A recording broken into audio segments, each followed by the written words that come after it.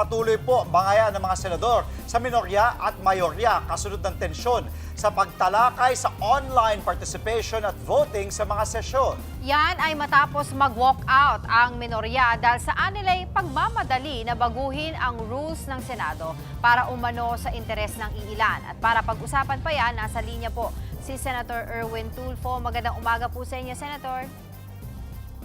Angela, good morning, Andre. Good morning. Good morning, Sen. Maraming salamat po sa oras ninyo. Good to be speaking with you again here on Good Morning, kapatid, sir. Okay. Yeah, thank you. Opo, mukhang ipipilit ng majority itong rule change para nga po payagan itong usapin ng online voting at participation sa Senado. May plano na daw po ba ang minority na dumulog sa SC para hindi po matuloy ito? No, I don't think so. Di pa naman naipasa yan. Dudulog lang po yan pag naipasa.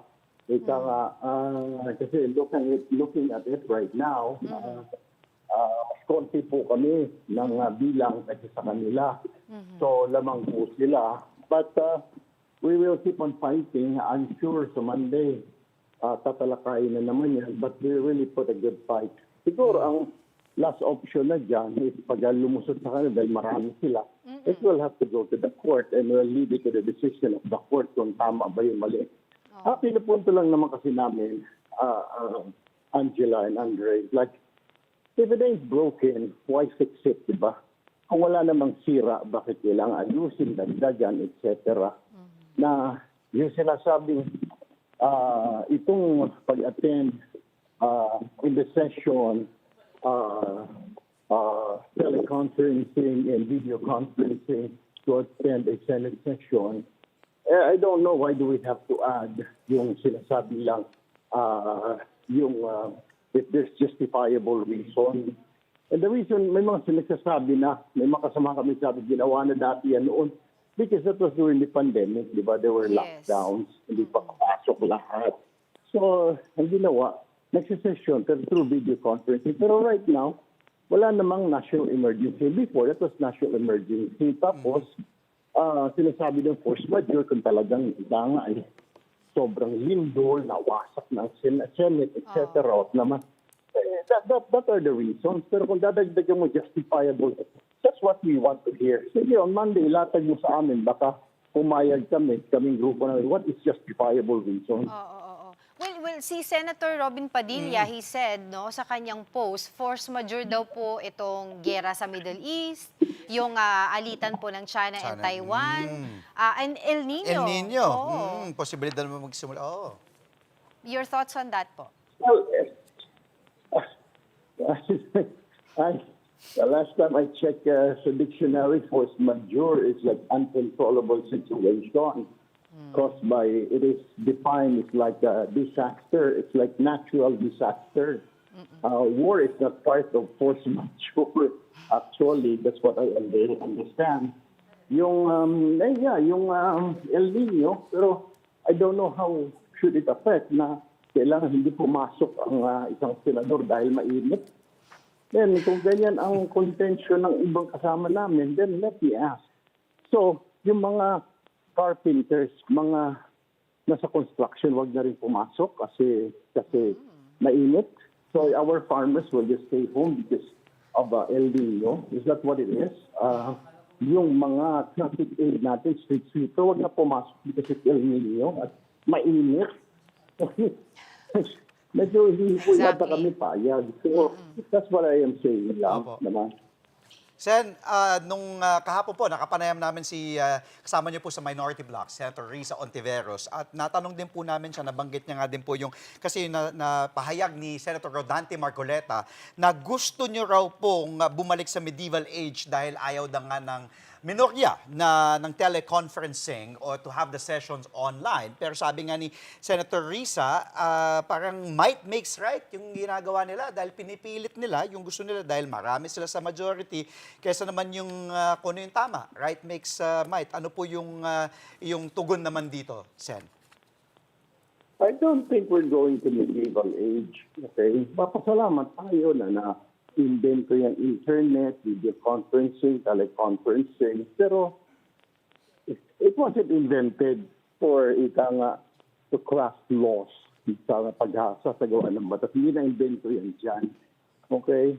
Ang pinupunto lang namin ay mababaw na dahilan. I mean, there's another reason. Ayoko nang ulitin pa yung tingin ko personal na reason kung bakit gusto nilang karoon ng online. Pero obvious naman, di ba? What is the situation now, di ba? What is the situation? We have one who is in hiding. And then, gagalit di ba kasama ko, bakit yung Rosal? Well, two are like that. The government, the ombudsman is already saying they're going after several of our colleagues, di ba? So, parang gusto nila, okay, then pwede pa rin, tingin ko personally, kaya nila, they're such in a hurry to pass this rule so that those our colleagues who cannot join us anymore in the very near future, the session, can still join the session, can still craft laws kung saan man silang lupalop. Eh, syempre, pag nag-attend ka ng mga session, may sweldo ka, di ba? Eh, yan ang masaklap doon. That's what I'm trying to point at. Nakakahiya naman sa mga nagpapasweldo sa atin, di ba? Kayo, the private sector, the business sector, the professionals, you are paying our salary, di ba? If you are paying our salary in the government service, then you must be our employers, di ba? And we are the employees.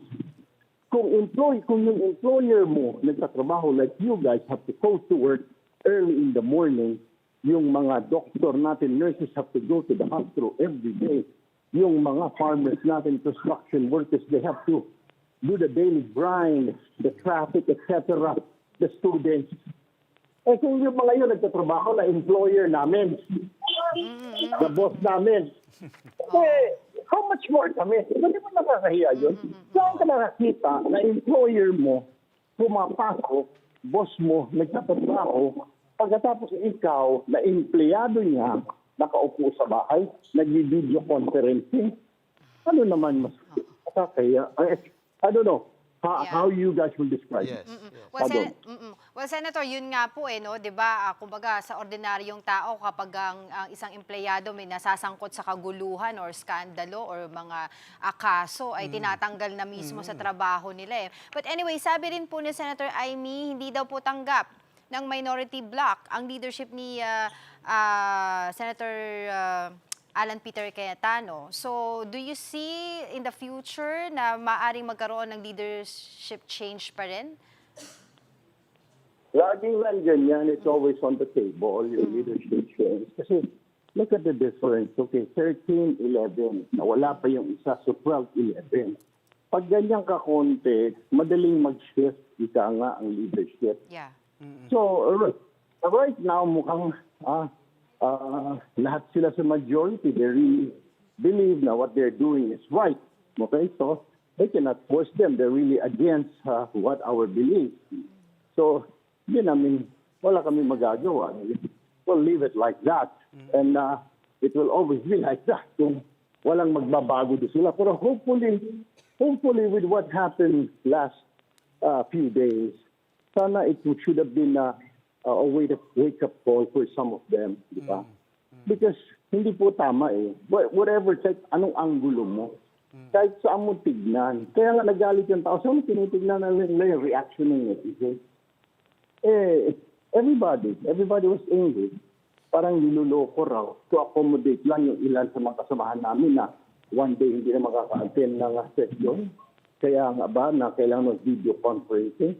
Sinasabi nila, they raised that issue. Eh, bakit nung panahon ni Laila de Lima? During the time of Laila de Lima, that was during pandemic. Di ba? And what does it say? Di ba? Force majeure or national emergency. Yeah. Pandemic was national Yes, emergency. Pero, you know what? Denied. Oh yeah. The Senate denied. The majority voted no. Di ba? It was raised by Senator Pia, Senator Kiko, pero the majority of the Senate said no. No exception. Yeah. And And even passing RTC denied her request. Sir, ito naman po sir, huling katanungan na lang po, no? Sa ibang usapin naman, Sen. Erwin, ano po yung masasabi ninyo? Ito, mas pinaigting na nga yung manhunt operations ng CIDG at NBI laban kay Senator Bato de la Rosa. Kahapon po, 4 na posibilidad na possible locations ay wala si Senator Bato. Ano pong sagot niyo po dito? Ayaw ko pong pangimasukin yan dahil yan po ay bumukan po tayo. Sa totoo lang, it is the job of the executive, it is the job of the CIDG, the NBI. Nasa kanila po yun. Ngayon, may nagsasabi kahapon pa, hindi mo ba hikayati si Senator Bato? Senat lang, matanda na siya, mas matanda siya sa akin. Alam niya ang tama, alam niya ang dapat gawin. And I cannot dictate. Buhay niya yun. Kung gusto niyang tumago, gusto niyang manlaban, etc., it's up to him. So, I don't want to make any more comments on that. Kasi hindi ko trabaho, hindi naman ako member ng NBI, CIDG. Lalo hindi naman ako Senator Bato. So, siguro if you're lucky, you can try calling Senator Bato na, Sir, plano. But I'm sorry, I cannot comment on that. Sir, maraming salamat po sa oras ninyo, Sen. Erwin. Always great talking to you. Thank you, sir, Thank for your you. time again. Thank you po. Senator Erwin Tulfo, salamat po sa oras ninyo. Mga kapatid, Andre Felix po, manatiling may alam pagdating sa mga mahalagang balita sa loob at labas ng bansa. Mag-follow at mag-subscribe na po sa social media pages ng News 5.